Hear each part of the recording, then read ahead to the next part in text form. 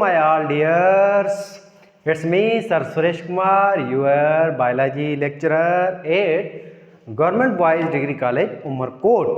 तो बेटा आज जो है हम स्टार्ट करने जा रहे हैं बहुत ही इम्पॉर्टेंट टॉपिक अपना आपका चैप्टर जो है 11, उसका टाइटल होलोजाइक न्यूट्रिशन और उसका आज है लेक्चर नंबर 4, इसका टाइटल है बेटा स्टमक।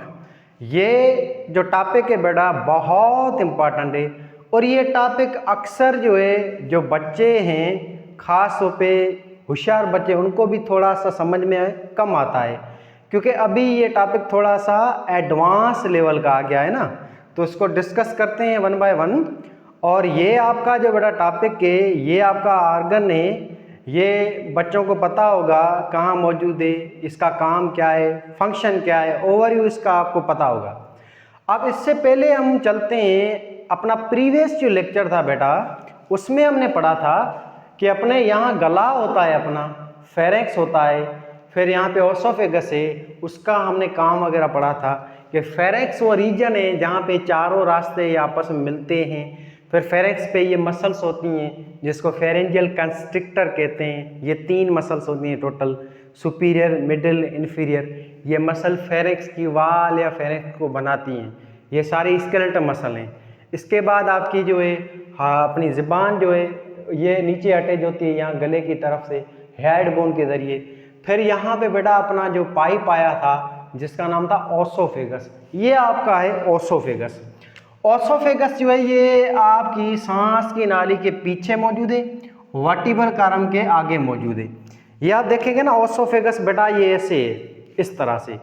अब सामने जो नाली है ये सांस की नाली है, पीछे वर्टिब्रल कॉलम, सेंटर पे होता है आपका ओसोफेगस या ईसोफेगस। ये आपकी वर्टिब्रल कॉलम है, इसके अंदर स्पाइनल कॉर्ड है, इसके साइड में आपका है खाने की नाली, फिर आगे सांस की नाली है। तो ये सांस की जो नाली है बेटा इसके पीछे ये आपका ट्यूब है, इसका नाम है बेटा ओसोफेगस। ओसोफेगस क्या चीज ला रहा है? ये बेटा ला रहा है बोलस, बोलस, बोलस, बोलस।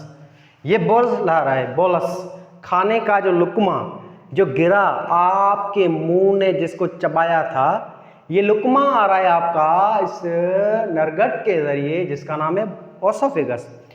ये फूड पाइप, ये नरगट ये ला रहा है खाना toward our important organ, this is called stomach. अब ये स्टमक में खाना आ रहा है, तो आगे शुरू करते हैं स्टमक को। स्टमक जो है पहले इसकी बेटा लोकेशन को देखते हैं। स्टमक जो है ये आपकी बॉडी है, स्टमक आपका मौजूद है, आपकी जो छाती है ये आपकी छाती है, पसलियां हैं, इसके अंदर इंपॉर्टेंट ऑर्गन है, ये सांस लेने वाला ऑर्गन है फेफड़ा, फिर दिल है, हार्ट। ये छाती जो है इसको अलग करने वाला एक पर्दा होता है बेटा, इस पर्दे का नाम है डायाफ्राम। ये वो पर्दा है डायाफ्राम। इस पर्दे के नीचे आपका पेट शुरू होता है, ये एब्डोमिनल रीजन है, एब्डोमिनल कैविटी है। इस एब्डोमिनल कैविटी में ये ऑर्गन आपका मौजूद है जिसका नाम है स्टमक। फिर इंटेस्टाइन, ऐसे लिवर, आपके ये गुर्दे, ये सारे ऑर्गन आपके पेट वाले ऐसे मौजूद हैं एब्डोमिनल कैविटी में, यहाँ पे मौजूद है। अब स्टमक को आप बेटा देखें, ये स्टमक आपकी एब्डोमिनल कैविटी में है, याद रखें एब्डोमिनल कैविटी में। और ये स्टमक बेटा मौजूद है बिल्कुल डायाफ्राम के नीचे। डायाफ्राम ये छाती का पर्दा है ना, ये इसके बिल्कुल नीचे ये स्टमक मौजूद है। स्टमक के बिल्कुल ऊपर जो है वो हार्ट मौजूद होती है, हार्ट मौजूद होती है। इस डायाफ्राम के नीचे ये आपका ऑर्गन है, इसका नाम है स्टमक। स्टमक आपका मौजूद है लेफ्ट साइड, जिस्म के लेफ्ट साइड मौजूद है। ये अपनी बेटा साइड है, यहाँ पे अपना स्टमक मौजूद है। ये हार्ट है, इसके नीचे बिल्कुल स्टमक मौजूद है। और ये हार्ट और स्टमक को अलग करने वाला ये पर्दा है डायाफ्राम। तो ये हो गई आपकी लोकेशन आपके स्टमक की। अब आगे हम देखें तो बेटा ये स्टमक जो होता है ये कौन सी शेप का है? बेटा स्टमक आपको पता होगा ये जे शेप है। ये कौन सा आर्गन है बेटा? It is J shape organ. ये जे की तरह है, जे शेप है। और ये कर्व है आर्गन, ये थोड़ा सा कर्व है, ये माइनर कर्व और ये होता है पीछे से मेजर कर्व। और ये स्टमक जो बेटा, ये मैदा, इसके मैदे के बिल्कुल आगे, मैदे के आगे एक और आर्गन मौजूद है जिसका नाम है लिवर। और मैदे के पीछे आर्गन है स्प्लेन या तिली मौजूद है। और इसके आगे जिगर या जेरा मौजूद है। फिर मैदा जो है उसके नीचे एक बेटा आर्गन मौजूद है, सी शेप आर्गन। ये आपके स्मॉल्टेशन की पहली रीजन है जिसका नाम है डोडेनम, ये आता है। और मैदे के ऊपर खाने का पाइप मौजूद है जिसका नाम है ऑसोफेगस। तो मैदा बेटा आपका कहाँ मौजूद है? मैदा मौजूद है between oesophagus and between duodenum. इन दो आर्गन के बीच में ये आर्गन पाया जाता है जे शेप, जिसको कहा जाता है स्टमक। ये हो गई इसकी लोकेशन की बात। अब ये जो बेटा स्टमक है, स्टमक है, मैदा है, ये क्या है? मैदा हड्डी है या गोश्त है? शाबाश। मैदा जो है बेटा ये हड्डी है या गोश्त है? ये गोश्त है, बगैर हड्डी वाला। इस बेटा गोश्त को हम कहेंगे स्मूथ मसल। मैदा जो है आपका ये स्मूथ मसल है या विसरल मसल है, बगैर हड्डी वाला गोश्त है, बगैर हड्डी वाला गोश्त, इसको हम कहेंगे स्मूथ मसल। मैदा जो है बेटा आपका, इसको हम स्टडी कर रहे हैं डिटेल में, तो इसकी स्टडी को कहा जाता है gastroenterology. Gastroenterology means study of stomach. Next, अब ये स्टमक जो है बेटा, ये आपकी बॉडी में ये डाइजेस्टिव आर्गन कहलाता है। क्या कहलाता है बेटा? ये डाइजेस्टिव आर्गन है आपकी बॉडी का, डाइजेस्टिव आर्गन है और ये डाइजेशन करता है खाने की। और यहाँ पे डाइजेशन होती है दो तरीकों से। Number 1 bye chemical digestion, number 2 यहाँ पे होती है फिजिकल या मैकेनिकल डाइजेशन। दोनों ही तरह की बेटा यहाँ पे डाइजेशन होती है। केमिकल डाइजेशन होती है बाय एंजाइम, और ये कराने वाला यहाँ पे होता है जूस। इस जूस का नाम है गैस्ट्रिक जूस। गैस्ट्रिक जूस कराता है बेटा इसमें केमिकल डाइजेशन। फिजिकल डाइजेशन यहाँ पे कराने वाली इसकी खुद की मसल्स होती हैं। तो दोनों तरह की डाइजेशन होती है यहाँ पे बोलस में। और इसके अलावा मैदे में जो डाइजेशन ये सारी बेटा एक्स्ट्रा सेलुलर है, सेलों से बाहर हो रही है। तो ये काम है मैदे का। इसके अलावा मैदा जो है बेटा आपका ये ग्लैंड भी कहलाता है, याद रखें, ग्लैंड, गुदूद भी है मैदा। ग्लैंड क्यों? क्योंकि बेटा ग्लैंड हम उस चीज को कहेंगे जो चीज दो चीजें बनाए। ग्लैंड उस चीज को कहेंगे जो दो चीजें बनाए, या वो बेटा चीज बनाए जूस, जूस जो भी चीज बनाएगी उसको भी ग्लैंड कहेंगे, या वो चीज बनाए हार्मोन्स, उस चीज को भी बेटा हम ग्लैंड कहेंगे। अब ये मैदा आपका जूस बना रहा है, इस जूस का नाम है गैस्ट्रिक जूस। ऐसे ये मैदा हार्मोन्स बना रहा है। कितने? 5 हार्मोन टोटल। मैदा 5 हार्मोन बनाता है, 5। अब ये 5 जो हार्मोन है बेटा वो ये हैं। पहला एक हार्मोन है, इसका नाम है ग्रेलिन हार्मोन, ग्रेलिन हार्मोन। और ये ग्रेलिन हार्मोन जो है इसको दूसरे नाम से कहा जाता है हंगर हार्मोन। ये वो हार्मोन है जो हमें भूख लगाता है, भूख का एहसास दिलाता है। जब अपना मैदा खाली होगा तब ये हार्मोन रिलीज होता है ग्रेलिन, आपके मैदे से ये रिलीज होता है। मैदे के अंदर ये लेयर है म्यूकोसा, इसमें एंडोक्राइन सेल होते हैं, ये वो हार्मोन रिलीज करते हैं। फिर ये हार्मोन जाएगा ब्लड के ज़रिए आपके मैदे से ब्रेन के पास, हाइपोथैलेमस के पास। वहाँ जाके हाइपोथैलेमस को बताएगा भाई अब मैदा तो खा लिए, भूख लगाओ, खाना नहीं है बॉडी में। तो ये स्टिमुलेट करता है आपके ब्रेन को, ये रिसेप्टर के तौर यूँ समझो काम कर रहा है। ये आगे जाकर ब्रेन को बताएगा कि अब मैदा खा लिए, अब भूख का एहसास लगाओ बंदे को, ताकि बंदा ये खाना खाए। तो ऐसे भूख लगाता है हमें। जैसे ही भूख लगी उसके बाद होता क्या है बेटा, ये आपका जो ब्रेन है, ये दिमाग, उसका पार्ट हाइपोथैलेमस, ये हाइपोथैलेमस आगे देगा मैसेज, हाइपोथैलेमस आगे देगा मैसेज, और ये मैसेज आएगा एक नाली लेके। और बेटा ये मैसेज ला रही है एक नाली, ये आपका जिस्म है, इसमें दिमाग से एक नाली है जो मैसेज ला रही है। ये इस नाली, इस नर्व, इस तार का नाम है बेटा वेगस नर्व। इस तार का क्या नाम है? इस तार का नाम है वेगस नर्व। ये वेगस नर्व जो है ना, ये स्पाइनल नर्व नहीं है, ये क्रेनियन नर्व है। ये 10वीं नंबर पेयर है, 10th पेयर है, 10th क्रेनियल नर्व है। और ये जो नर्व आ रही है ये डायरेक्ट दिमाग से आ रही है, स्पाइनल कार्ड से नहीं आ रही है, डायरेक्ट दिमाग से आ रही है। और ये नर्व आती है सब आपके एब्डोमिनल और थोरैक आर्गन में। ये जो वेगस नर्व है तार, ये मैसेज बेटा देगी आपके फेफड़ों को भी, ये देती है मैसेज, आपकी फेफड़ों के बीच में जो दिल है उसको भी यही मैसेज देती है, आपका जो स्टमक है उसको भी मैसेज ये देती है, आपका लिवर, आपके गुर्दे और इसके अलावा इंटेस्टाइन, इन सब को मैसेज देने वाली है वेगस नर्व। तो वेगस नर्व बहुत बड़ा काम करती है। वेगस नर्व आपके अंदर फेफड़ों को मैसेज दे रही है, माना वो रेस्पिरेशन कंट्रोल कर रही है, दिल को मैसेज देती है, यानी कि वो हार्ट बीट भी रेगुलेट कराती है, कंट्रोल करती है, ब्लड प्रेशर कंट्रोल कर रही है।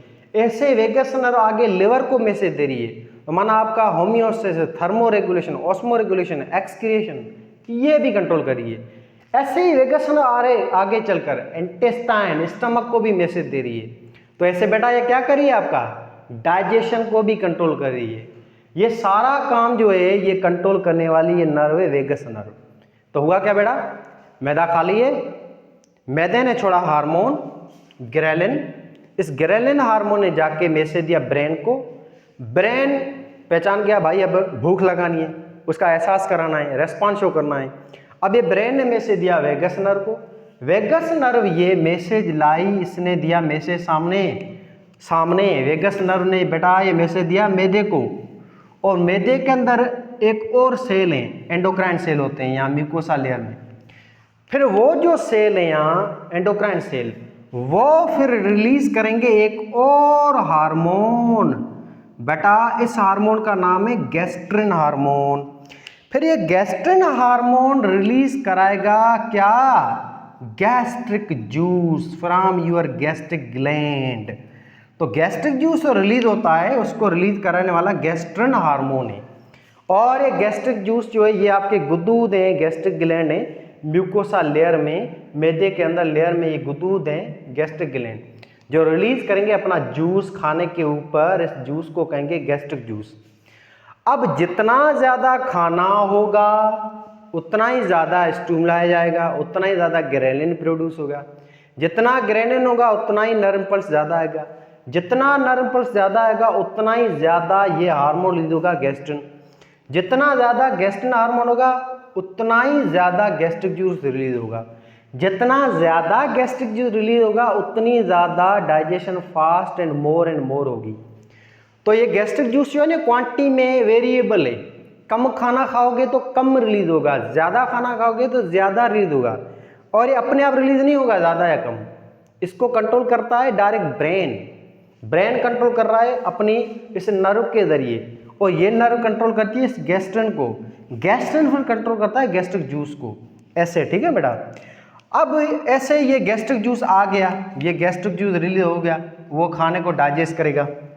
अब ये गैस्ट्रिक जूस जब डाइजेशन मुकम्मल हो जाएगी तो इसके बाद बेटा एक और हार्मोन रिलीज होगा आपके स्टमक के एंडोक्राइन सेलों से। इस हार्मोन का बेटा नाम है, इस हार्मोन का नाम है सीरोटोनिन। सीरोटोनिन ये हार्मोन इनहिबिटर हार्मोन है। ये करेगा इनहिबिट या स्टॉप करेगा गैस्ट्रिक जूस की सीक्रेशन को। गैस्ट्रिक जूस की सीक्रेशन को ये स्टॉप करेगा क्योंकि डाइजेशन अब मुकम्मल हो गई है। ऐसे एक चौथा हार्मोन आएगा, इसका नाम है SST, सोमेटोस्टेटिन। ये भी सेम इसका भाई है सीरोटोनिन का। ये भी हार्मोन करेगा स्टॉप गैस्ट्रिक जूस की सीक्रेशन को। ऐसे पांचवा हार्मोन है आपका, ये मैदा रिलीज करता है बेटा। इस पांचवें हार्मोन का नाम है NPY शॉर्ट फॉर्म में। फुल फॉर्म है इस हार्मोन की, फुल फॉर्म ये न्यूरोपेप्टाइड वाई। ये वो हार्मोन है जो आपके अंदर कंट्रोल करेगा आपका मेटाबॉलिज्म बॉडी में जब हम स्ट्रेस कंडीशन होंगे। तो ये 5 हार्मोन है जो आपका स्टमक बना रहा है, इस वजह से स्टमक को ग्लैंड कहेंगे। ये बेटा पांचों ही हार्मोन आपका मैदा जो उसके एंडोक्राइन सेल छोड़ते हैं, पांचों के पांचों हार्मोन ब्लड में। तो वो चीज जो ब्लड में सीक्रेट हो उस चीज को हम कहेंगे एंडोक्राइन सीक्रेशन। तो याद रखें आपका जो स्टमक है वो कौन सा ग्लैंड है, वो बेटा एंडोक्राइन ग्लैंड है। याद रखें स्टमक क्या है बेटा, एंडोक्राइन ग्लैंड है। एंडोक्राइन सीक्रेशन कितनी है स्टमक की, 5। कौन कौन सी, ये 5 हार्मोन है। इसके अलावा जूस जो होता है गैस्ट्रिक जूस, जो गैस्ट्रिक ग्लैंड्स होते हैं यहाँ जिसको डिटेल में आगे पढ़ते हैं, वो सीक्रेट करते हैं गैस्ट्रिक जूस को। और ये गैस्ट्रिक जूस ब्लड में सीक्रेट नहीं होता, ये देखें ये कैविटी में आ रहा है, ल्यूमेन में आ रहा है, स्टमक का ये खाली हिस्सा यहाँ पे आ रहा है। तो ऐसी बेटा सीक्रेशन को हम कहेंगे एक्सोक्राइन सीक्रेशन। तो गैस्ट्रिक जूस जो होता है स्टमक का वो हमेशा बेटा याद रखें वो एक्सोक्राइन सीक्रेशन कहलाता है। तो गैस्ट्रिक जूस बेटा कौन सी सीक्रेशन है आपके स्टमक की, वो एक्सोक्राइन सीक्रेशन है। तो इस वजह से हम स्टमक को कहेंगे कि ये दोनों नेचर का ग्लैंड है, एक्सोक्राइन ग्लैंड भी है, एंडोक्राइन ग्लैंड भी है। एक्सोक्राइन सीक्रेशन इसकी गैस्ट्रिक जूस है जो गैस्ट्रिक ग्लैंड सीक्रेट करते हैं, और इसके जो एंडोक्राइन सीक्रेशन है वो 5 हार्मोन है जो आपका ये एंडोक्राइन सेल बनाते हैं। अब यह हार्मोन हमने पढ़ लिया है, अब आगे हम डिस्कस करेंगे इसको डिटेल में आपके स्टमक के डाइजेस्टिव सिस्टम को, या स्टमक के डाइजेस्टिव रोल को हम अच्छी तरह आगे पढ़ेंगे डिटेल में। तो अब चलते हैं अपने टॉपिक स्टमक की तरफ। ये आपके 5 हार्मोन बेटा एंटर के बुक में लिखे हुए हैं, और यहाँ पे 2 का जिक्र है, गैस्ट्रिन का और सीरोटोनिन का। तो इसको हम आगे डिस्कस करते हैं स्टमक को। तो ये हमने इंट्रोडक्शन इसका कर लिया है, हार्मोन इसके इंपॉर्टेंट जो है वो पढ़ लिए हैं।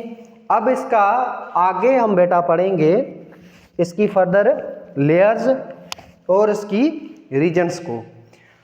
अब बेटा देखें इंट्रोडक्शन हो गया। अभी ये स्टमक है, स्टमक जो होता है बेटा इसमें टोटल ये लेयरें होती हैं, लेयर को डिस्कस करते हैं, 4 लेयरें। आपका जो स्टमक है बेटा उसके अंदर टोटल 4 लेयर्स हैं, याद रखें 4 लेयर्स होती हैं, 4 लेयर। ये टेट्रा लेयर है आर्गन है ना। इसमें से पहली जो बेटा लेयर है इस लेयर का नाम है म्यूकोसा। म्यूकोसा, म्यूकोसा कौन सी लेयर है बेटा, म्यूकोसा आपके स्टमक की इनर लेयर का नाम है, मोस्ट इंपॉर्टेंट लेयर का नाम है। दूसरी लेयर है आउटर, इसका नाम है सब म्यूकोसा। ये आपकी म्यूकोसा लेयर के बाहर होती है। और तीसरी जो लेयर है आपकी इसका नाम है मस्क्यूलेरिस, मस्क्यूलेरिस एक्सटर्ना, ये 3rd लेयर है।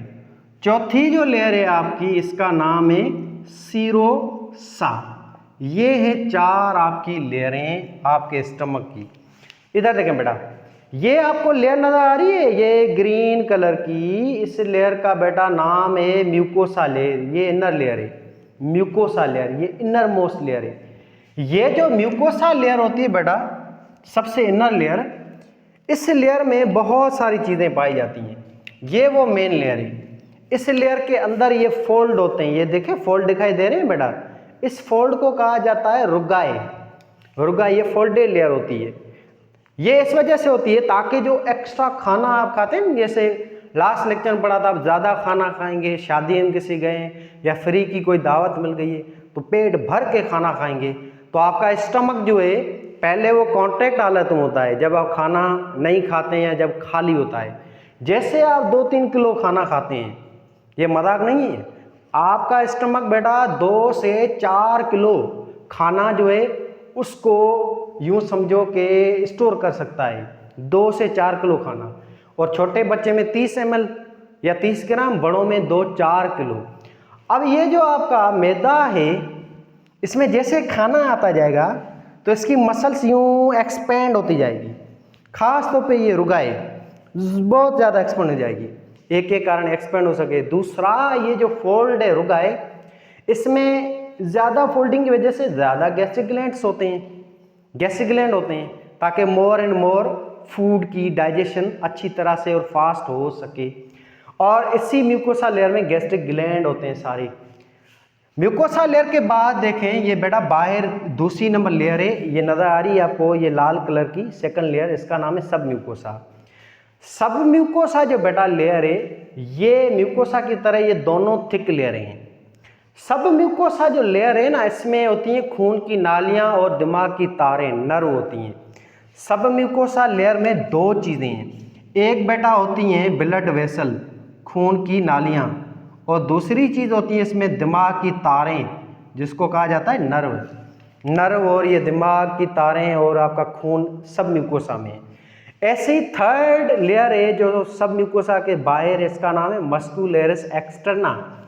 ये जो आपकी लेयर है मस्कुलरिस एक्सटर्ना, इसमें फर्दर 3 और मसल्स होती हैं। ये 3 मसल हैं, oblique muscle, circular muscle, longitudinal muscle. सबसे बाहर जो मसल्स होती है वो लॉन्गिट्यूडल है, उसके अंदर होती है आपकी, इसके अंदर होती है सर्कुलर, फिर अंदर होती है ऑब्लिक मसल। तो ये 3 मसल की बनी हुई है, oblique muscle, circular muscle, longitudinal muscle. ये 3 मसल को एक साथ कहा जाता है मस्कुलरिस एक्सटर्ना, थर्ड लेयर।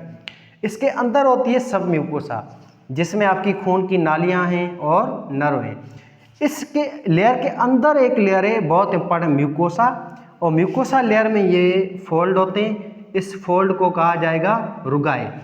और इस फोल्ड के अंदर इंपॉर्टेंट सेल हैं जिसको ओवरऑल हम कहेंगे गैस्ट्रिक ग्लैंड्स। तो ये जो चारों लेयर हैं इसको हमने जूम किया है इस जगह पे। बड़ा ये अंदर वाली लेयर ये रही आपकी, इसका नाम म्यूकोसा है। फिर ये बाहर वाली लेयर है वो ये रही सब म्यूकोसा। तीसरी लेयर ये रही, इसका नाम है मस्कुलरिस एक्सटर्ना।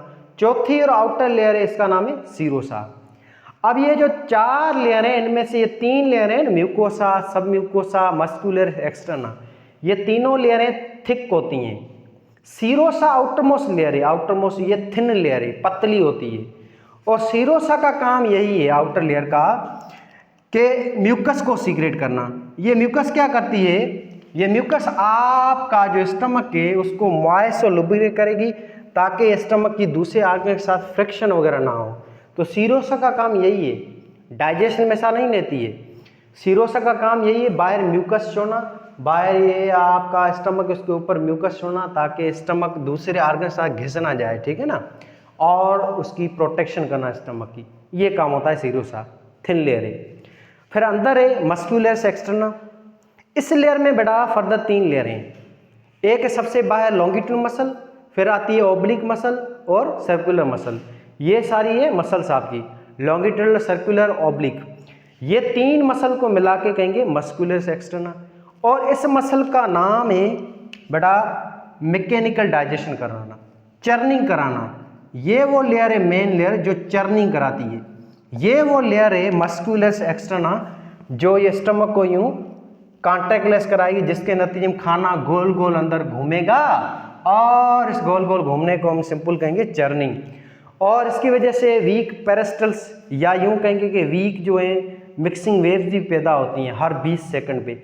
ये मिक्सिंग वेव्स खाने को गोल गोल घुमाएंगी, जिसके नतीजे में आपका खाना अच्छी तरह से टूटना शुरू होगा और साथ में गैस्ट्रिक जूस भी मिक्स होता जाएगा। तो ये सारा काम ये मसल कराती है, मस्कुलरिस एक्सटर्ना। बाकी सब म्यूकोसा है, इसमें नर्व हैं, ब्लड वेसल्स हैं, जिनका काम ही है ये न्यूट्रिएंट्स वगैरह देना इन सब लेयरों के सेल को, और सब लेयरों में नर्व पल्स पहुंचाना। सबसे इंपॉर्टेंट लेयर है म्यूकोसा, जिसको हम अब आगे डिटेल पढ़ेंगे। इसमें ये रुगा, ये फोल्ड है, इसमें गैस्ट्रिक ग्लैंड होते हैं। तो ये चारों लेयरें हो गई। अब ये चारों लेयरों के बाद आपका जो बेटा स्टमक के उसके अंदर 4 रीजन्स भी होती हैं, 4 रीजन्स हैं आपके स्टमक के अंदर। इस 4 रीजन का नाम है ये। नंबर 1 रीजन है, इसका बेटा नाम है कार्डियक रीजन। पहले नंबर पे नंबर 1 रीजन, नंबर 1 ये कार्डियक रीजन है। कार्डियक नाम इस वजह से पड़ा है क्योंकि यहाँ पे बिल्कुल ऊपर दिल मौजूद होती है, हार्ट अटैच नहीं है, बीच में डायफ्रागम आता है पर्दा, मगर ये ऊपर बिल्कुल हार्ट मौजूद है, इस वजह से नाम पड़ा कार्डियक। कार्डियक जो रीजन है ये आपके स्टमक की बेटा पहली रीजन है, फर्स्ट रीजन है।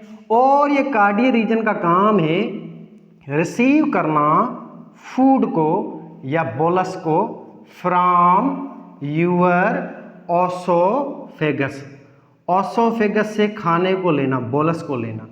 ये कार्डियक रीजन है, पहली रीजन। ये थोड़ी सी ये रीजन है, इसका नाम है कार्डियक रीजन। कार्डियक रीजन जो है उसके ऊपर थोड़ी एक्स्ट्रा मसल्स लगी हुई हैं, जिनका नाम है कार्डियक स्फिंक्टर मसल। और ये मसल जब खुलेंगी तो बीच में सोराख बनेगा, इस सोराख को कहेंगे कार्डियक स्फिंक्टर वाल्वे। ये जो मसल्स होती हैं बेटा ये गार्ड करती हैं, कंट्रोल करती हैं।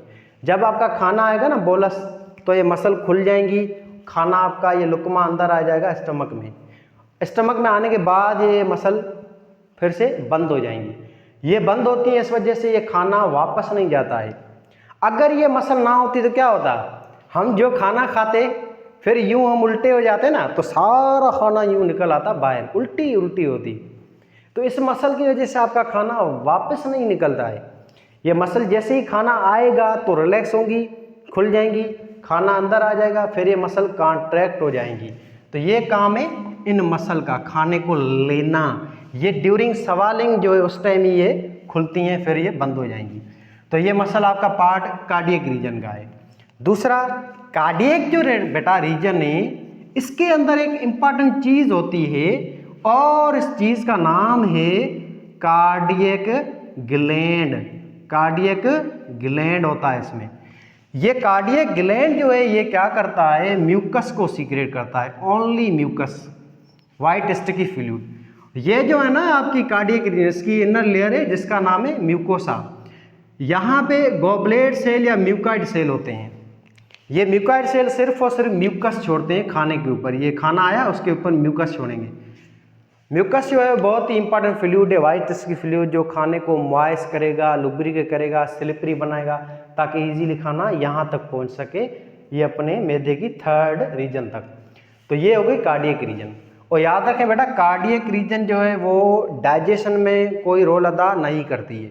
इसका काम एक ये वो खाने को रिसीव करना, ये रिसेप्शनिस्ट होती है, खाने को बस लेती है, और गार्ड इसके ऊपर होता है खड़ा हुआ कार्डियक स्फिंक्टर, जो खाने को आएगा और कंट्रोल करेगा और बाहर जाने नहीं देगा। एंटी पेरिस्टल होगी, जब हमें उल्टी आएगी तब ये मसल रिलैक्स हो जाती हैं और ये फिर गंद सारा खाना जो है वो बाहर निकलता है। तो बहरहाल कार्डियक रीजन जो है उसके बाद आगे दूसरी रीजन, और इस दूसरी रीजन का बेटा नाम है fundus region. Fundus region, fundus region आपकी ये अपर रीजन होती है, अपर, और ये रीजन होती है कर्व। ये आपकी कर्व होती है, कर्व। ये मैदा देखें ये ऊपर की तरफ थोड़ा यूं कर्व खा रहा है। इस रीजन को बेटा ये रीजन है, इस रीजन को कहा जाता है फंडस रीजन, 2nd रीजन है। और ये जो रीजन होती है ऊपर फंडस, इसका काम है, इसका काम ये है, इसका काम बेटा ये गैस जो होती है खाने में, या गैस के जो बबल होते हैं वो यहाँ पे स्टोर होते हैं। खाना खाते हैं ना, उसमें जो हवा होती है, सवालिंग एयर वगैरह, या गैस के बबल बनते हैं, या जो खतरनाक गैसें जो भी हैं H2S वगैरह, मीथेन वगैरह, या XYZ जो भी चीज़ें हैं वो सारी यहाँ स्टोर होती हैं। या जो जब डाइजेशन होगा तो पानी वगैरह टूटता है, HCl वगैरह रिएक्ट करते हैं, थोड़े बबल बनते हैं, वो बबल हवा वगैरह सारी यहाँ जमा होती है इस रीजन में, जिसका नाम है फंडस रीजन। तो फंडस रीजन का काम ये गैस बबल वगैरह स्टोर करना। दूसरी बात बेटा, फंडस रीजन में यहाँ पे एक और चीज़ होती है और इस चीज़ का नाम है फंडक या फंडस ग्लैंड। फंडस ग्लैंड, ये जो फंडस ग्लैंड होते हैं यहाँ पे, इन फंडस ग्लैंड का काम है म्यूकस सीक्रेट करना। इन गुदूदों से म्यूकस जो है वो सीक्रेट होती है। म्यूकस, म्यूकस आपकी हर जगह पे सीक्रेट होती है, मैदे के चारों ही रीजन में म्यूकस सीक्रेट होती है। यहाँ पे म्यूकस के अलावा यहाँ पे एक और चीज़ रिलीज होती है फंडस ग्लैंड से, उस चीज़ का नाम है नमक या बाइकार्बोनेट आयंस। याद रखें दो चीज़ें, नमक HCO3 बाइकार्बोनेट आयन, ये नमक होता है, इसकी तकरीबन pH होती है 8 तक। अब ध्यान दें, देखें ये भी गोबलेट सेल हैं या यूँ समझें म्यूकाइड सेल हैं सिंपल। इन सेलों के गुच्छों को, ये जो सेल पड़े, इन सारे सेलों के गुच्छों को हम कहेंगे फंडक ग्लैंड। और आपकी कार्डियक रीजन भी फंडक ग्लैंड थे, उसका नाम था यहाँ पे कार्डियक ग्लैंड। पर कार्डियक ग्लैंड जो है उसका जो ग्लैंड है वो सिर्फ म्यूकस छोड़ता है। यहाँ के जो म्यूकाइड सेल है ना फंडस रीजन के, वो म्यूकस भी छोड़ते हैं, बाइकार्बोनेट आयन या नमक भी छोड़ते हैं। अब ये बाइकार्बोनेट आयन और म्यूकस ये दोनों है ना आपके मैदे की लेयरों की प्रोटेक्शन करती है from your HCl and pepsin enzyme से। इसको हम आगे डिस्कस करते हैं। तो ये चीज़ें आपकी इस रीजन में। एक तीसरी चीज़ भी है यहाँ पे बेटा, याद रखें ये बात, इस तीसरी चीज़ का नाम है ये गैस्ट्रिक ग्लैंड। वो भी पाए जाते हैं इसी रीजन के अंदर। गैस्ट्रिक ग्लैंड बहुत इंपॉर्टेंट ग्लैंड है जो रिलीज करते हैं गैस्ट्रिक जूस को। इस गैस्ट्रिक जूस को आगे हम डिस्कस करते हैं फुल डिटेल से, अच्छी तरह से। तो यहाँ पे है ना ये तीन चीज़ें होती हैं फंडस में, गैस बबल स्टोर हो रही है, दूसरा यहाँ पे है फंडक ग्लैंड है जो ये दो चीज़ें छोड़ रहे हैं, गैस्ट्रिक ग्लैंड होते हैं, ये गैस्ट्रिक ग्लैंड है सारे, ये सेल्स हैं इनको गैस्ट्रिक ग्लैंड कहेंगे जो गैस्ट्रिक जूस छोड़ेंगे। तो ये तीन जो है मोटे मोटे काम है आपके फंडस रीजन के। अब फंडस रीजन को हमें कभी भरना नहीं चाहिए, हमें हमेशा मैदा जो है उसको फुल नहीं भरना चाहिए, मैदा हमेशा थोड़ा भूखा होना चाहिए। ये खाना जो आता है ये खाना तीसरी रीजन में स्टोर होता है यहाँ, जिसका नाम है कार्पस या बॉडी। अगर हम ज़्यादा खाना खा लेंगे ना, वो खाना ये तो रीजन भर जाएगा ही, ऊपर वाले हिस्से में भी खाना आ जाएगा ये फंडस रीजन में। यहाँ जब खाना आ जाएगा तो क्या हो जाएगा बेटा, आपका मैदा सही कॉन्टैक्टलेस नहीं होगा, वीक, ये पेरिस्टल वेव्स प्रॉपर पैदा नहीं होगी, प्रॉपर खाना जो है आपका वो मिक्स नहीं हो पाएगा गैस्ट्रिक ग्लैंड के साथ, और आपके जो गैसेज हैं उनके लिए जगह ही नहीं होगी, फिर हो जाएगी एसिडिटी, चलते रहोगे यहीं वो फला चीज़ें खाओ तो फिर क्या होगा, एंटीपेस्टल होगी। तो ये जगह लाजमी खानी होनी चाहिए, ये जगह जो है लाजमी खाली होनी चाहिए ताकि यहाँ पे गैस बबल स्टोर सके और मैदा प्रॉपर काम कर सके। तो यहाँ पे खाना नहीं होना चाहिए, ठीक है ना, तो हमेशा पेट थोड़ा सा भूखा होना चाहिए, बेहतर रहेगा। आगे नंबर तीसरी बेटा सबसे इम्पॉर्टेंट और बड़ी से बड़ी रीजन है, थर्ड रीजन, इसका नाम है बेटा कार्पस या सेंट्रल रीजन, या इस रीजन को हम कहेंगे बॉडी रीजन या कार्पस, ये सेंट्रल रीजन है और ये मेन रीजन है। सब चारों रीजन से मेन और इम्पॉर्टेंट रीजन है वो ये है थर्ड रीजन। मेन रीजन भी यही है, लार्जेस्ट रीजन भी यही है, और बेटा इसी रीजन पे क्या होता है, खाना स्टोर होता है, फूड। आप जो जो खाना खाते हैं वो खाना लेने वाली ये रीजन है आपकी कार्डियक, फिर यहाँ से खाना आता है इस थर्ड रीजन में, ये यहाँ से लेकर ये पूरा जो हिस्सा है बेटा, इस पूरे हिस्से का नाम है कार्पस या बॉडी। ये थर्ड रीजन है आपके स्टमक की सबसे बड़ी रीजन। यहाँ पे होता है digestion, chemical digestion, mechanical digestion, gastric juice release यहाँ पे होते हैं, एंजाइम भी यहाँ आते हैं, खाना डाइजेस्ट भी यहीं पे होता है, सारा कुछ काम यहीं होता है। यहाँ पे दोनों काम होते हैं, खाना स्टोर भी होता है कार्पस या बॉडी में, खाना डाइजेस्ट भी यहीं पे होता है। इस वजह से इसको हम कहेंगे मेन और लार्जेस्ट और इम्पॉर्टेंट रीजन। अब यहाँ पे मैदे में जिस जगह पे खाना डाइजेस्ट होगा उस डाइजेशन में जो टाइम लगेगा वो लगेगा 4 से 5 घंटे। 4 से 5 घंटे लगते हैं आपके स्टमक को मुकम्मल खाना हजम करने में। अब आगे ये जो कार्पस या बॉडी रीजन है बेटा, इस कार्पस या बॉडी रीजन जो है उसके अंदर आप देखें लेयरें चारों हर जगह पे मौजूद हैं, पूरी चारों लेयरों चारों ही रीजन मौजूद हैं और यही चारों लेयर आपके पूरे डाइजेस्टिव सिस्टम में मौजूद हैं। इस लेयर को हम पढ़ते हैं आगे अलग से थोड़ा डिटेल में। अब चौथी जो आपकी रीजन है इसको यहाँ से अलग से करते हैं। इस रीजन का बेटा नाम है, ये रही छोटी सी रीजन, इसका नाम है पालोरिक रीजन। पालोरिक रीजन, पालोरिक नाम इस वजह से पड़ा है क्योंकि इसके नीचे पैंक्रियाज होता है, इस वजह से नाम पड़ा पालोरिक रीजन। ये भी छोटी रीजन है। इस रीजन का एक ही काम है कि यहाँ पे दरवाज़ा होता है लगा हुआ जिसका नाम है पालोरिक स्फिंक्टर। ये उसी दरवाजे की तरह है। ये दरवाज़ा हमेशा बंद होता है, ये तभी खुलेगा जब आपका खाना 4-5 घंटे में मुकम्मल डाइजेस्ट हो जाएगा, फिर ये दरवाज़ा खुलेगा, फिर ये आपका हजम किया हुआ खाना थोड़ा थोड़ा ये जाएगा इस हिस्से में। इस हिस्से का नाम है डुडेनम, स्मॉल इंटेस्टाइन, डुडेनम या स्मॉल इंटेस्टाइन। तो इसी रीजन का काम यही है, खाना आगे देना आपके डुडेनम में या स्मॉल इंटेस्टाइन में। तो ये रीजन जो ये क्या करेगी, ट्रांसपोर्ट करेगी डाइजेस्टेड फूड को हम कायम कहेंगे टू डुडेनम, ये डुडेनम को आगे देगी। दूसरा, इस रीजन पे ये मसल होती हैं जो खुलेंगी, खाना धीरे धीरे जाएगा उस तरफ। एक और चीज़ है बेटा इसमें कि पालोरिक रीजन में एक स्पेशल ग्लैंड भी होता है और इस ग्लैंड का नाम है पालोरिक ग्लैंड। ये पालोरिक ग्लैंड जो है ये 2 चीज़ें रिलीज करता है। नंबर 1 बेटा म्यूकस, नंबर 2 एक इम्पॉर्टेंट हार्मोन जिसका नाम है गैस्ट्रिन। ये गैस्ट्रिन हार्मोन है, याद रखें वो पालोरिक रीजन है उसका पालोरिक ग्लैंड रिलीज करता है। ये ग्लैंड इसी में होता है म्यूकोसा लेयर में, सारे ग्लैंड म्यूकोसा लेयर या ये इनर 4th लेयर है इसमें मौजूद हैं।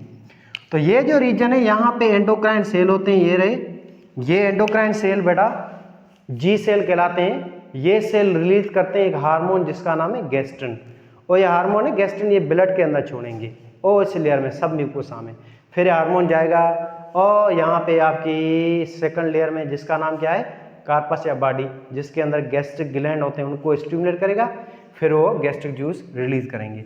बाकी म्यूकस जो है वो याद रखें वो यूनिवर्सल है, वो चारों ही रीजन में रिलीज होती है।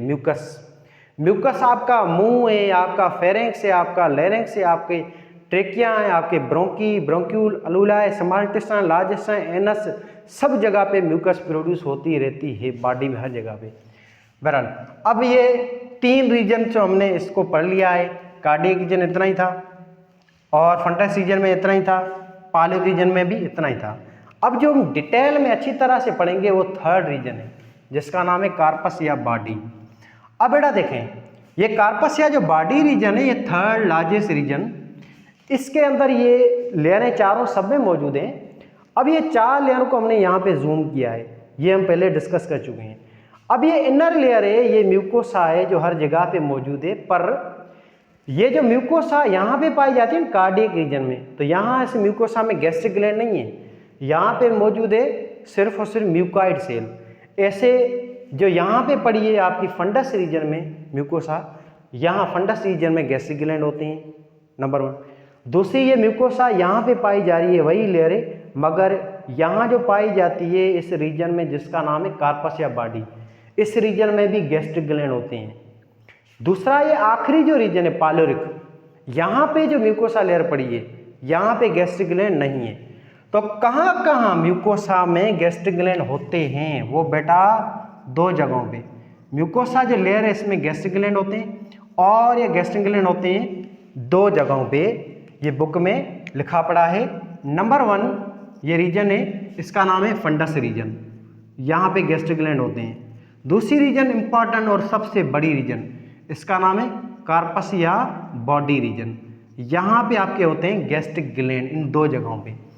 अब ये जो सारी की सारी म्यूकोसा है, म्यूकोसा लेयर, इसको हम इम्पॉर्टेंट है ज़्यादा अच्छी तरह से डिस्कस अब करेंगे डिटेल में। तो म्यूकोसा जो बेटा लेयर है, थिक लेयर, इसके अंदर होते हैं फोल्ड और इस फोल्डों को कहा जाएगा रुगाई, ठीक है ना। अब ये रुगाई जो है फोल्ड, ये फोल्ड होते हैं, ये फोल्ड है, इसको कहेंगे रुगाई। इस रुगाई को हमने यहाँ पे जूम किया, ये देखें ये पूरी म्यूकोसा लेयर है और इसके अंदर ये सब फोल्डों को कहेंगे रुगाई। अब ये जो रुगाए जो है ये रुगाए है, इस रुगाए के अंदर आप देखें तो रुगाए के अंदर बहुत सारे ये सेल पड़े हैं, गैस्ट्रिक पिट पड़े हैं। गैस्ट्रिक पिट ये ओपनिंग को कहेंगे गैस्ट्रिक ग्लैंड की ना। तो इसके अंदर देखें ये रुगाए है, ये फोल्ड है, इस फोल्ड के अंदर 4 किस्म के सेल होते हैं, 4 किस्म के, म्यूकाइड सेल, पैरेटल सेल या इसको ऑक्जेंटिक सेल कहेंगे, चीफ सेल या ज़ाइमोइड सेल, एंडोक्राइन सेल। ये चारों सेल यहाँ पे पड़े हैं इस फोल्ड के अंदर। तो रुगाए के अंदर बेटा आगे क्या होता है, गैस्ट्रिक पिट होती है। रुगाए के अंदर क्या है, गैस्ट्रिक पिट है, ओपनिंग है, और इस गैस्ट्रिक पिट के अंदर है मौजूद आपके गैस्ट्रिक ग्लैंड्स। क्या मौजूद है, गैस्ट्रिक ग्लैंड। गैस्ट्रिक ग्लैंड याद रखें कहाँ मौजूद है, रुगाए के अंदर, फोल्ड के अंदर। ये फोल्ड किसके हैं, इनर लेयर म्यूकोसा के। अब बेटा देखें, अब ये रुगाए, इसको हमने यहाँ पे जूम किया है। इस रुगाए के अंदर देखें ये कतारें बनी हैं सेलों की। अब ये ऊपर जो सेल होता है, नंबर 1 सबसे ऊपर जो सेल होता है, इस सेल का नाम है म्यूकाइड सेल, या इसको सिंपल हम गोबलेट सेल भी कह सकते हैं। फिर नंबर 2 सेल है म्यूकाइड सेल के बाद, इस सेल का नाम है पैरेटल सेल, या सेल को बेटा दूसरे नाम से बुलाया जाएगा ऑक्जेंटिक सेल। ऐसे तीसरा नंबर सेल है इसके नीचे, इस सेल का नाम है चीफ सेल, या इसको हम दूसरे लफ्ज़ों में कहेंगे ज़ाइमोजिन सेल। नंबर 4 और सबसे लास्ट में जो सेल होते हैं यहाँ, इस सेलों का नाम है एंडोक्राइन सेल या हार्मोन मेकिंग सेल। ये 4 सेल ऐसे सीरीज में होते हैं, एज इट आपको याद करना है ऐसे। सबसे ऊपर जो सेल होता है, सबसे ऊपर ये म्यूकाइड सेल है, म्यूकाइड सेल के ये म्यूकाइड सेल है, इसके नीचे पैरेटल सेल, फिर इसके नीचे चीफ सेल, फिर इसके नीचे बेटा एंडोक्राइन सेल। इन चारों सेलों के ग्रुप को हम बोलेंगे गैस्ट्रिक ग्लैंड। ये चारों ही जो सेल हैं, खास तौर पे ये 3 सेल, इन सेलों को हम ओवरऑल सब के गुच्छे को, इन सब के बेटा ग्रुप को हम बोलेंगे क्या, गैस्ट्रिक ग्लैंड। ये गैस्ट्रिक ग्लैंड है, सामने ये दूसरा गैस्ट्रिक ग्लैंड है। एक आपके फोल्ड रुगाए, उसमें 3 या 5 या 7 तक गैस्ट्रिक ग्लैंड होते हैं ऐसे। ये आपके सेल ही हैं, इन सेलों को ही हम बोलेंगे गैस्ट्रिक ग्लैंड। तो गैस्ट्रिक ग्लैंड बेटा कहाँ मौजूद है, म्यूकोसा लेयर में। कौन सी रीजन्स में मौजूद है, 2 रीजन में, फंडस में और कार्पस या बॉडी रीजन में। और ये गैस्ट्रिक ग्लैंड जो है किस में मौजूद है, रुगाए के अंदर। और ये रुगाए के अंदर कितने हैं, 3, 5 या 7। ऐसे ये गैस्ट्रिक ग्लैंड में कौन कौन से सेल आते हैं बेटा, ये mucoid cell, parietal cell, chief cell, endocrine cell. कौन कौन से सेल, नंबर 1 म्यूकाइड सेल, उसके बाद आते हैं ज़ाइमोजिन सेल, नीचे चीफ सेल और एंडोक्राइन सेल, पैरेटल सेल, ये सारे। तो नंबर 1 आगे म्यूकाइड सेल। म्यूकाइड सेल क्या करेंगे प्रोड्यूस, म्यूकाइड सेल प्रोड्यूस करेंगे वाइट स्टिकी फ्लूइड जिसका नाम है म्यूकस। म्यूकस क्या है बेटा, म्यूकस वाइट स्टिकी फ्लूइड है, और म्यूकस से कॉन्जुगेट मॉलिक्यूल है, और ये बना हुआ है 2 चीज़ों का, ग्लूकोज का और प्रोटीन का, यानी कि ग्लाइकोप्रोटीन है, ये कॉन्जुगेट मॉलिक्यूल है। म्यूकस जो है ये बहुत इंपॉर्टेंट काम करता है, इसके बहुत सारे काम हैं। एक, ये म्यूकस जब आएगा इन सेलों से रिलीज होके, ये सारा रिलीज होगा यहाँ इस सुराख के जरिए, गैस्ट्रिक पिट के जरिए, फिर ये आएगा यहाँ खाने के ऊपर, ये म्यूकस आ गया। म्यूकस क्या करेगा, एक तो खाने को मॉइस्ट और लुब्रिकेट करेगा, नंबर 1। नंबर 2, ये म्यूकस आ जाएगा इस लेयर के ऊपर, म्यूकोसा लेयर के ऊपर, ऐसे ये जमा हो जाएगा, और ये म्यूकोसा लेयर की प्रोटेक्शन करेगा इस स्टमक के खुद के एंजाइम से। इस एंजाइम का नाम है पेप्सिन, और उस दूसरा HCl और पेप्सिन, ये खतरनाक है दोनों चीज़ें। अगर ये दोनों आ गए ना इस लेयर के ऊपर, तो ये लेयरों को भी खा देंगे, मैदे को चट कर देंगे, मैदे में फिर जख्म हो जाएगा, उसको अल्सर कहेंगे। तो म्यूकोसा अल्सर से भी बचाती है, आपके खाने को मॉइस्ट और लुब्रिकेट कर रही है। इसके अलावा बेटा ये म्यूकोसा जो है ये आपकी प्रोटेक्शन भी कर रही है आपके HCl से, एंजाइम से, एंड देन ये किल करती है म्यूकोसा जम्स को भी। जम्स जो भी होते हैं खाने में, उसको किल करना ये भी म्यूकोसा का ही काम है। और म्यूकोसा आपका पार्ट है इम्यून सिस्टम का भी, ये केमिकल बैरियर है, फर्स्ट लाइन डिफेंस या नॉन स्पेसिफिक इम्यूनिटी का पार्ट है। हर किस्म के जरासीम को भी ये मारती है, ये म्यूकस आपकी। अब म्यूकस जो होती है बेटा, इसकी पीएच होती है 7 पीएच है आपके म्यूकस की, 7 या 8। इस वजह से आपका जो एंजाइम होता है, जो पेप्सिन होता है, रेनिन होता है, ये दोनों एंजाइम काम करते हैं एसिडिक कंडीशन में, 2 या 3 या 1.4 या 2 तक। तो इस पीएच पे ये दोनों एंजाइम काम करते हैं। जैसे ही ये दोनों एंजाइम इस लेयर के करीब आएंगे तो इस लेयर के करीब क्या हो रहा है, पीएच 7-8 पड़ी है। जैसे ही इस पीएच पे एंजाइम आएगा, एंजाइम डीनेचर हो जाएंगे, क्योंकि एंजाइम सारे काम करते हैं पार्टिकुलर पीएच पे। तो ऐसे ये म्यूकोसा है ना, पीएच को चेंज करके ये आपके मैदे को प्रोटेक्ट करिए। म्यूकोसा के बाद आते हैं दूसरे नंबर पे ये सेल पायरेटल सेल। पायरेटल सेल बेटा ये ऑक्जेंटिक सेल रिलीज करते हैं। इंपॉर्टेंट चीज़ इसका नाम है तेजाब या हाइड्रोक्लोरिक एसिड। ये HCl जो है इसकी पीएच है 1.5 से लेकर 2.5। ये हाईली स्ट्रॉन्ग एसिड है, ये खतरनाक तेजाब है। ये दूसरे नंबर सेल आपके रिलीज करेंगे गैस्ट्रिक पिट में, ये गैस्ट्रिक पिट है, और ये गैस्ट्रिक पिट के जरिए ये आपका HCl आएगा खाने के ऊपर। HCl जो है हाइड्रोक्लोरिक एसिड, ये रिलीज किया इन सेलों ने। फिर ये आपके चीफ सेल या जाइमोजन सेल हैं। ये सेल बेटा रिलीज करते हैं 4 हार्मोन, याद रखें बात, चीफ सेल या जाइमोजन सेल। एक आपका एंजाइम है, एंजाइम रिलीज करेंगे। एक आपका एंजाइम है, इसका नाम है इनएक्टिव फॉर्म में होता है, इस एंजाइम का नाम है पेप्सिनोजन। दूसरा एंजाइम है, ये छोटे बच्चों में होता है, इनएक्टिव फॉर्म में ये भी है, इसका नाम होता है पिरोरिनिन। तीसरा एंजाइम है, इसका नाम है लाइपेज। चौथा एक एंजाइम है, इसका नाम है हाइड्रोलेज। ये 4 एंजाइम आपका रिलीज करने वाले ये सेल हैं चीफ सेल, एंजाइमेटिक सेल। अब ये 4 हार्मोन हुए हैं रिलीज आपके ओवरऑल स्टमक के अंदर, ये 4 एंजाइम हैं, 4 एंजाइम। अब ये पहला जो एंजाइम है ये बेटा पेप्सिनोजिन है, ये इनएक्टिव फॉर्म में होता है। पेप्सिन के इनएक्टिव फॉर्म को पेप्सिनोजिन कहेंगे। अब ये इसकी एक्टिव साइट है, ये ब्लॉक है, इसके खुद के कुछ अमीनो एसिड होते हैं जो इसकी एक्टिव साइट को ब्लॉक करके बैठे हैं।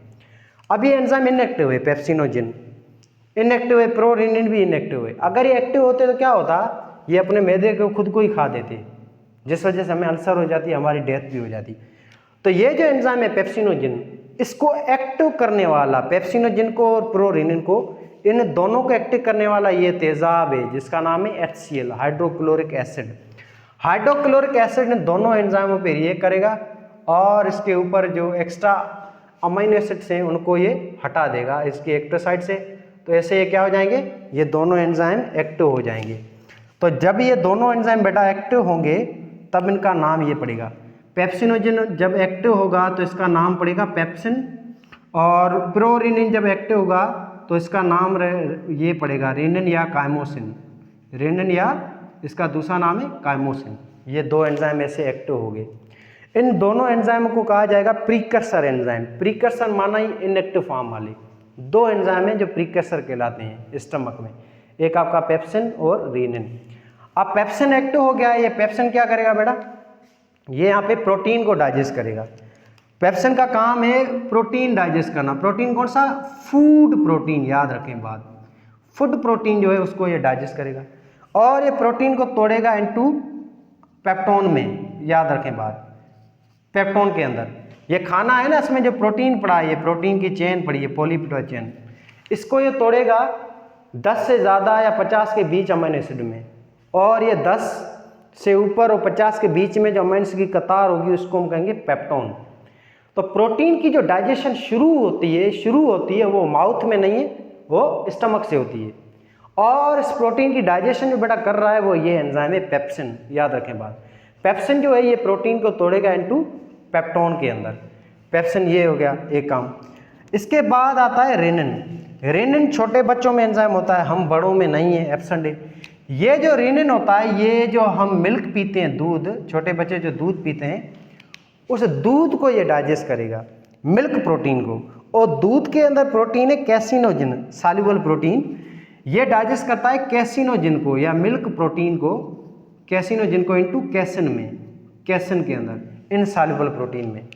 फिर इस कैसन जो है इसको डाइजेस्ट करेगा एक और एंजाइम जिसका नाम है बेटा पेप्सिन। पेप्सिन जो है वो इस कैसिनोजिन को डाइजेस्ट करेगा इनटू डाइपेप्टाइड या इनटू अमीनो एसिड में। ये बात क्लियर है यहाँ पे?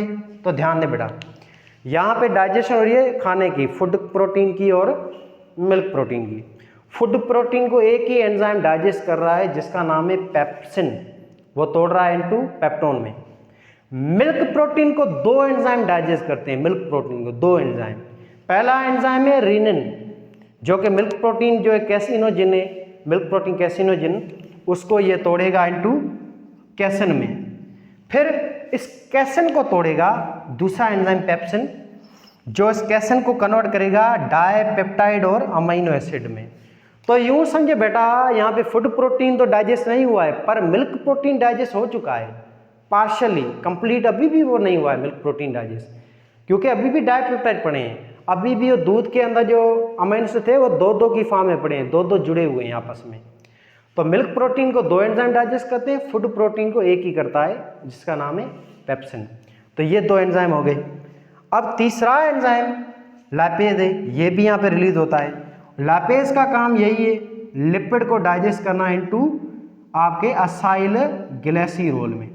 लिपिड की डाइजेशन यहाँ मुकम्मल नहीं होती है, असाइल ग्लिसरॉल बनते हैं। पॉलीमर यहाँ पे टूटता है इनटू इट्स असाइल ग्लिसरॉल या सिंपल फैट के अंदर।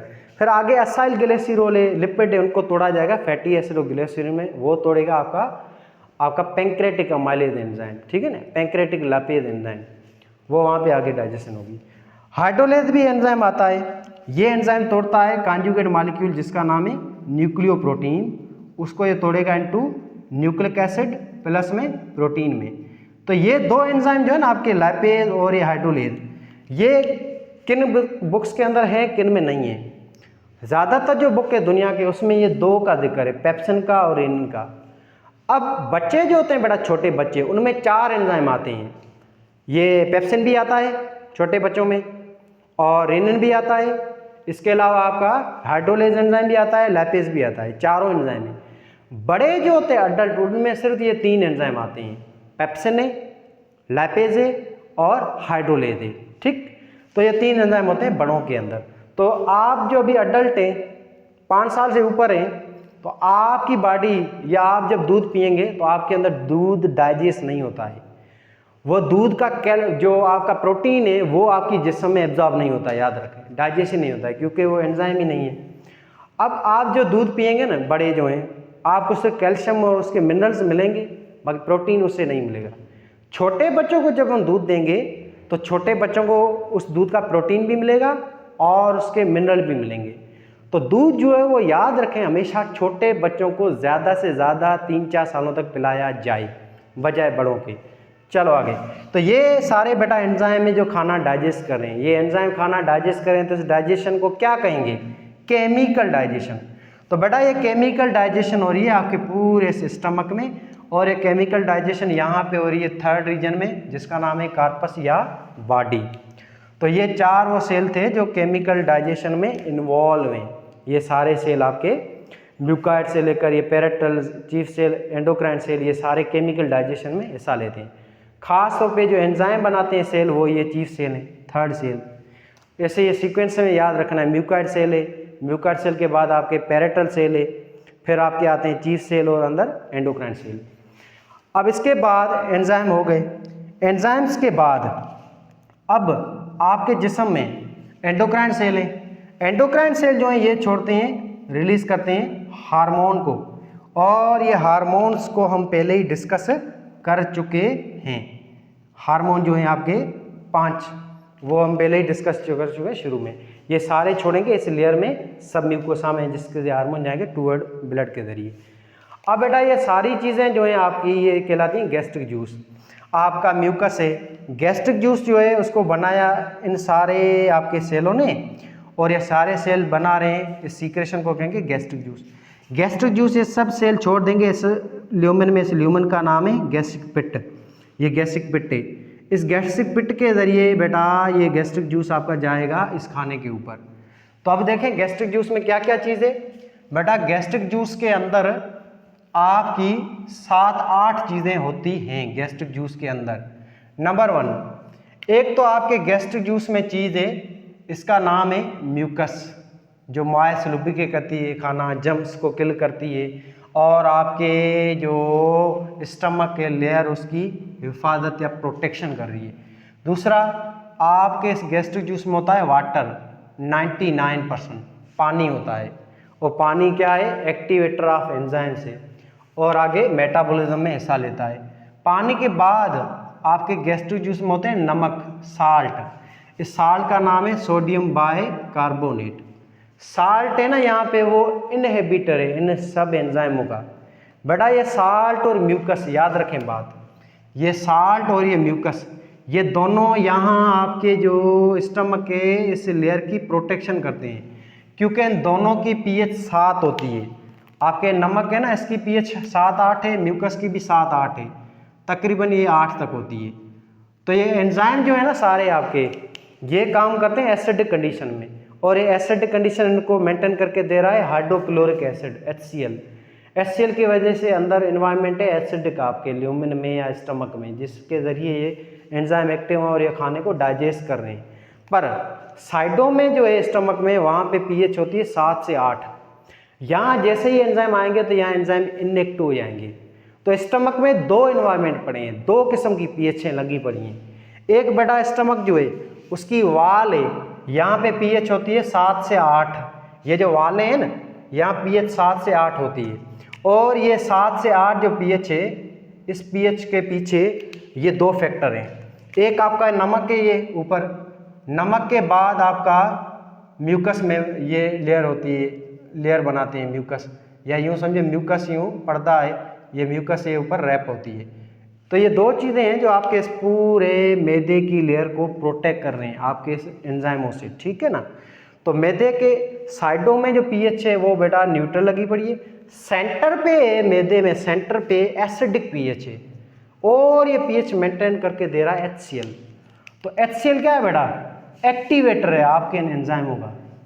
ये 2 एंजाइम आपके पेप्सिन और रीनिन का, और ये म्यूकस और साल्ट ये इनहिबिटर है एंजाइम के। ये साइडों में एंजाइम को काम नहीं करने देंगे, बाकी एंजाइम बीच में होंगे तो काम करेंगे प्रॉपर्ली। HCl यहाँ पे मौजूद है, और ये आपके जो म्यूकस और साल्ट हैं और HCl से भी प्रोटेक्ट करते हैं आपकी लेयरों को, हाइड्रोक्लोरिक एसिड से भी, ताकि अल्सर ना हो, जख्म ना हो, मैदा हमारा जो है वो ख़त्म ना हो जाए। तो ऐसे मैदे की देखें नेचर ने कितनी ज़बरदस्त चीज़ बनाई है, कितना एक प्रोसेस देखेंगे डिटेल में। ये सारी चीज़ें, ये सारी किसकी है, कुदरत, ये सारी चीज़ें उस गॉड की। फिर आगे देखें, ये तो डिस्कस हो गए। तो म्यूकस और साल्ट यहाँ पे क्या है बेटा, इन एंजाइमों के इनहिबिटर हैं, इनहिबिटर हैं, ये दोनों इनहिबिटर हैं, प्रोटेक्ट कर रहे हैं। फिर नंबर 4 जो चीज़ होती है आपके गैस्ट्रिक जूस में बेटा, इस चौथी चीज़ का नाम है intrinsic factor. Intrinsic factor, intrinsic factor ये कॉन्जुगेट मॉलिक्यूल होते हैं, ये ग्लाइकोप्रोटीन होते हैं, ये कैरियर प्रोटीन होते हैं, कॉन्जुगेट मॉलिक्यूल।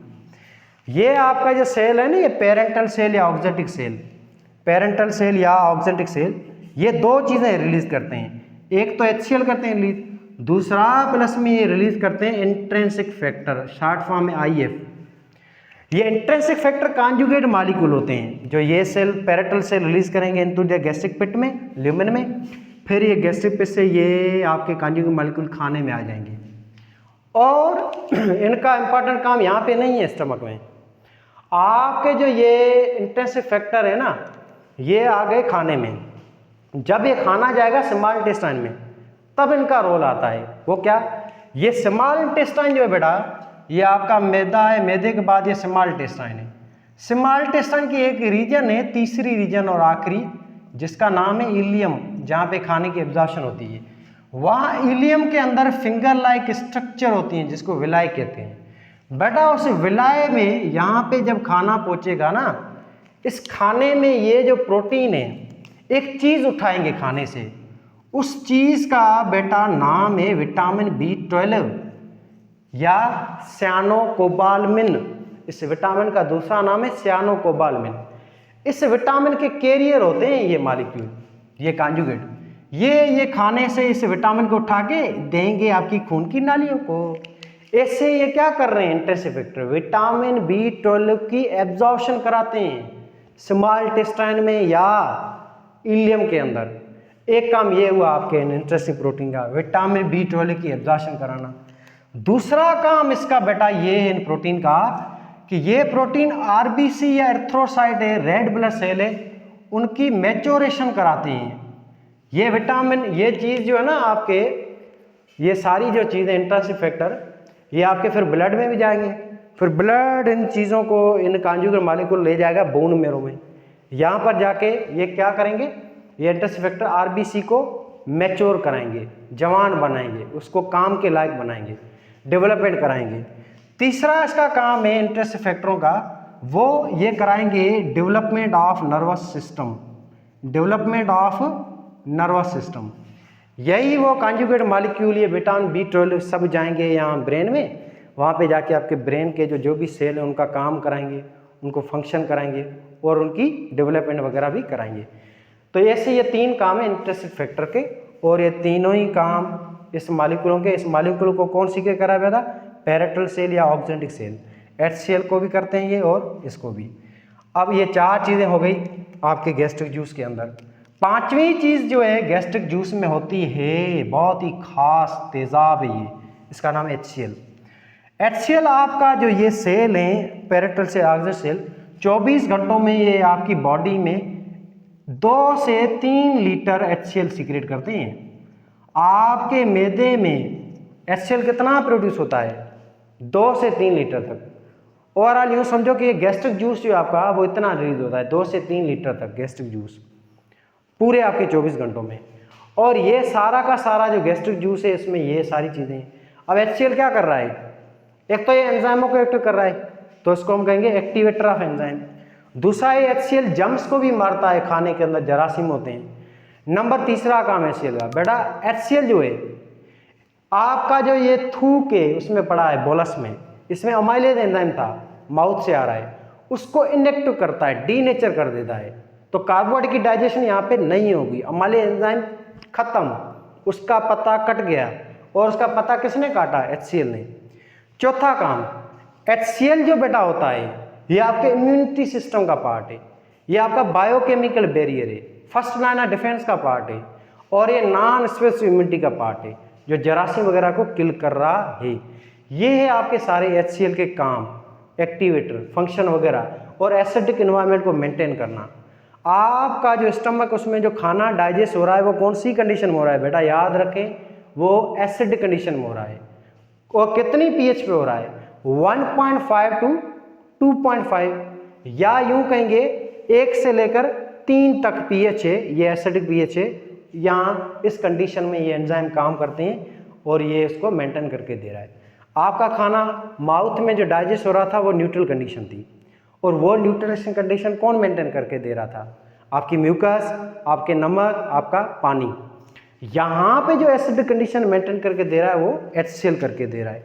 ये है HCl की इंपॉर्टेंस, बहुत ही खास है, तेजाब है। छठी जो चीज़ है आपके गैस्ट्रिक जूस में बेटा, ये एंजाइम्स हैं। कौन कौन से, इनएक्टिव एंजाइम होता है गैस्ट्रिक जूस में, इसका नाम है पेप्सिनोजन, जो हम पढ़ चुके हैं, जो प्रोटीन को डाइजेस्ट करेगा। नंबर 7 इनएक्टिव एंजाइम आता है आपके गैस्ट्रिक जूस में, इसका नाम है प्रोरिनिन।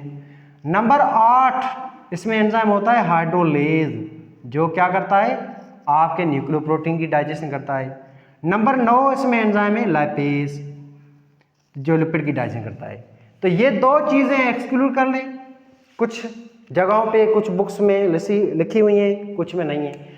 बाकी ये 7 चीज़ें दुनिया की हर एक बुक्स में लिखी हुई हैं, हर जगह पे। तो ये 7 चीज़ें खास तौर पे आपको याद करनी हैं। तो ये सारी बेटा है ओवरऑल गैस्ट्रिक जूस की कंपोजिशन, गैस्ट्रिक जूस की कंपोजिशन। अब ये सारी चीज़ें डिस्कस हो गई। अब ये खाना 4 से 5 घंटे में डाइजेस्ट हो गया है by chemical digestion, by gastric juice, by these enzyme. अब ये खाना साथ में मैकेनिकल डाइजेशन के जरिए भी डाइजेस्ट होता है, और मैकेनिकल डाइजेशन बेटा कराने वाली ये 3rd लेयर है जिसका नाम है मस्कुलरिस एक्सटर्ना। ये जो लेयर है ये बनी हुई है फर्दर 3 लेयर की, लॉन्गिट्यूडनल मसल, और इसके अलावा आपके सीरस मसल या सर्कुलर और ऑब्लिक मसल, ये आपकी सारी मसल्स होती हैं। लॉन्गिट्यूडनल मसल, सर्कुलर मसल और ऑब्लिक मसल, ये तीनों ही जो मसल्स हैं इन सबको हम एक साथ कहेंगे मस्कुलरिस एक्सटर्ना। ये तीन जो मसल्स हैं आपकी, ये जो मसल्स हैं मस्कुलर एक्सटर्ना, ये कांटेक्ट होगी जिसके नतीजे में आपका मैदे के अंदर खाना यूँ घूमेगा। इसको कहेंगे मिक्सिंग वेव या पेरिस्टल वेव पैदा होती हैं, या यूँ कहेंगे चर्निंग। और ये वेव हर 20-20 सेकंड पे पैदा होती हैं, जिसके नतीजे में खाना गोल गोल घूमेगा, टूटेगा, और ये जो खाना टूट रहा है इसको खुद आर्गन तोड़ रहा है। तो जब आर्गन खाने को तोड़े तो इसको कहेंगे मैकेनिकल डाइजेशन या फिजिकल डाइजेशन। तो ये फिजिकल डाइजेशन ये करा रही है। पेरिस्टल वेव्स भी ये लेयर पैदा करा रही है, थर्ड लेयर मस्कुलरिस एक्सटर्ना।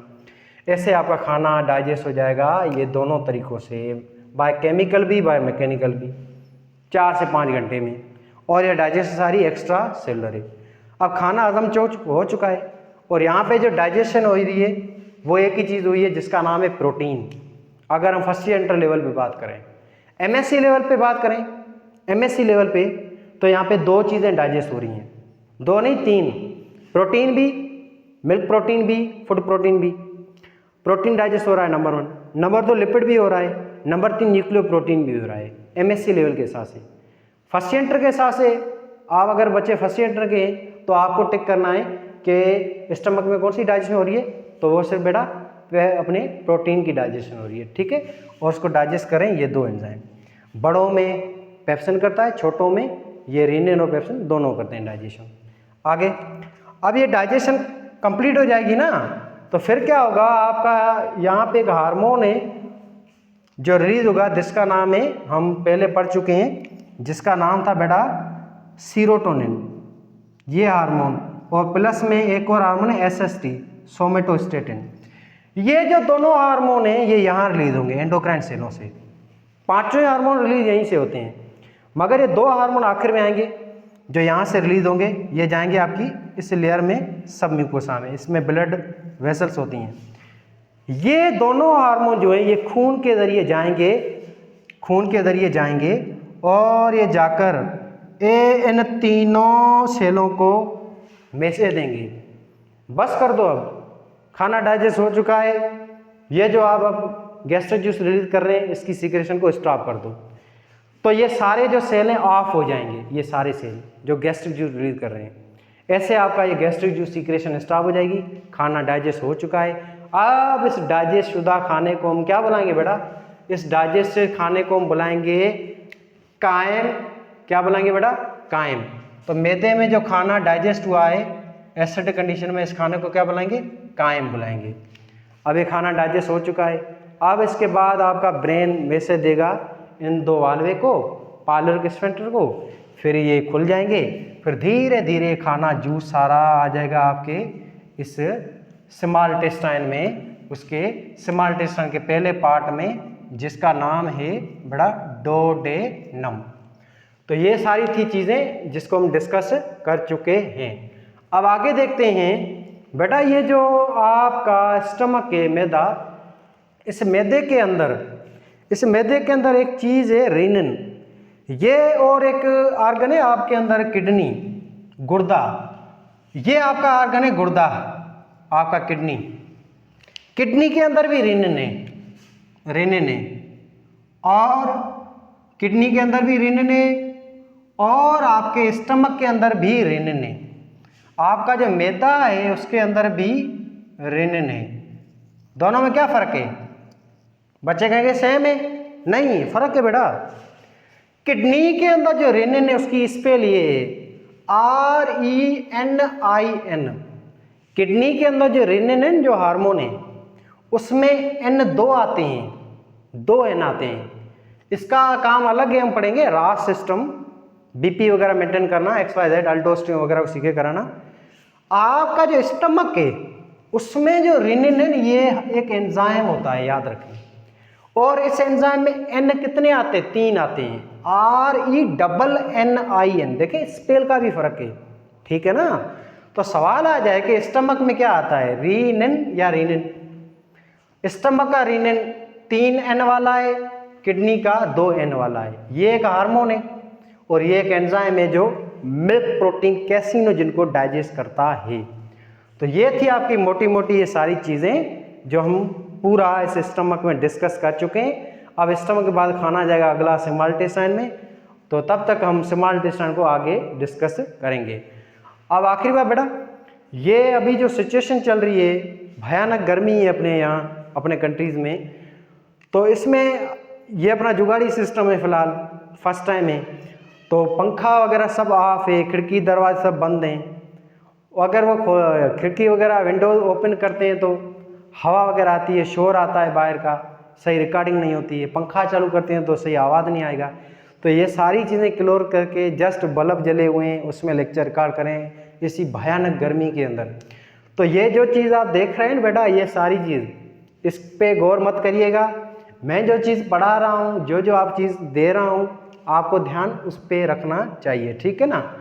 तो अल्लाह भगवान गॉड आपको सबको खुश रखे और आप कामयाब बने, मेहनत करते रहें, पढ़ते रहें। हर चीज़ जो मिलेगी वो मेहनत, लगन और पैशन से मिलती है, ठीक है।